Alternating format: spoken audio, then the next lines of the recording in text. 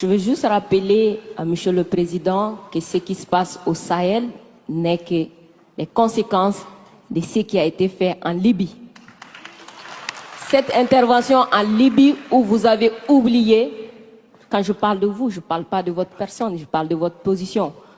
Vous avez oublié l'existence de l'Union africaine.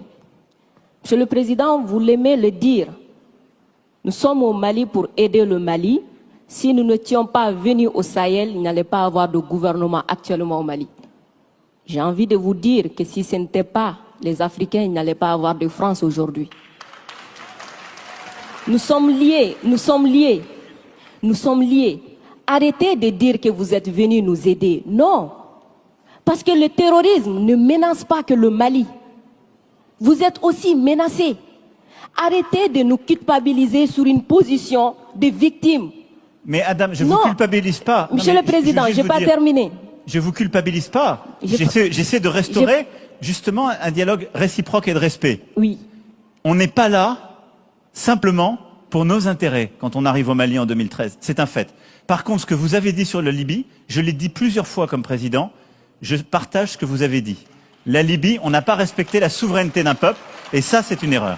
D'accord, merci d'avoir reconnu ça. Et si vous reconnaissez ça, vous allez voir que ce qui se passe au Sahel n'est que les conséquences de cette intervention. Donc, vous êtes au Sahel pour corriger l'erreur que vous avez commise en Libye et en corrigeant ces erreurs, vous êtes en train de commettre d'autres erreurs. Monsieur le Président, je vous rappelle que l'intervention militaire étrangère n'a jamais réglé un problème. La Libye, elle est comment aujourd'hui? L'Afghanistan, c'est comment aujourd'hui?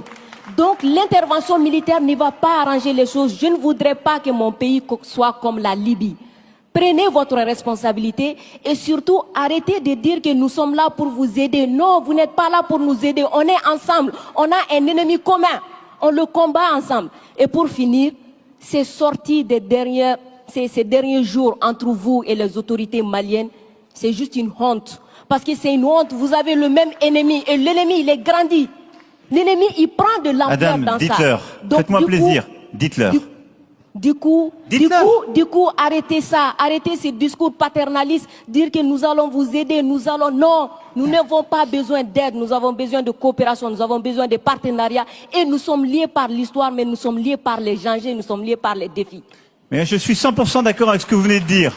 Mais après, vous pouvez pas me dire, vous pouvez pas couvrir les propos inacceptables qui ont été tenus par des gens qui, eux, n'ont ni la légitimité ni la légalité pour eux. Or, ils ont tenu des propos inacceptables. Non, mais je vous le dis. Et vous pouvez pas me dire, on doit avoir un dialogue équilibré, réciproque, et me dire, dès que je vous parle avec le cœur et que je vous dis la vérité, je serai paternaliste. Je suis pas paternaliste, je suis sincère. J'ai droit à la même sincérité que vous.